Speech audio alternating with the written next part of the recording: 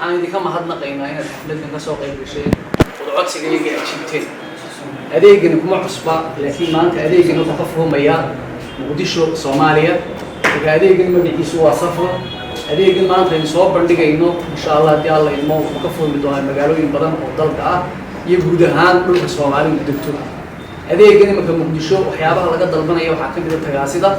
mustaqbalka dhowna insha Allah waxaan keeni doonaa adeeg kale oo inta ka sii badan adeegga laba siyaabood baa loo dalbadaa تكو أدحوا يوقف يسوي استعمالية شورت كورك لو بقى عابا عملنا مقارنة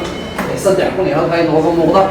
وهاو هذا البنية حفيز المغير عاميشة سواء كانوا وقفوا في البنية البشر جابا سواء عن العيق قبل الحين أنت هنا عن استعمالي تاسنا حوي حديك صدق كوني أفرجيس أي استعمالية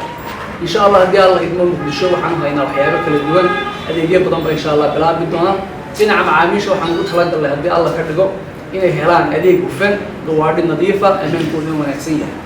من عدها والله وحنا نقول خلاص الله هدي الله يدمر إنه هلان أديك بوعاء كان دوم كوي دل كشقيني وأنا وحنا مسني حاجة جوارد التجاسدة إنه ولا شقين أيام مسني من هدي الله يدمر وحيابها ممكن إنه حكم إنه قف كوي إنه يلا وحيابه جاري يسا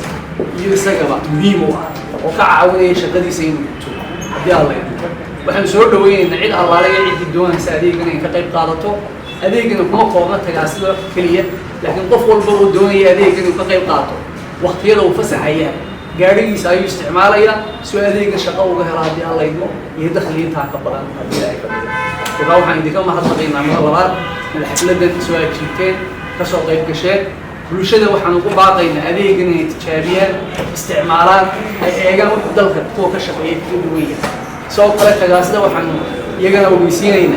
هذا يجنا يستديوانجليات سيروح هلا وحياة ويساق يجاري يساق بيموا هذه أدب سلامتي السلام عليكم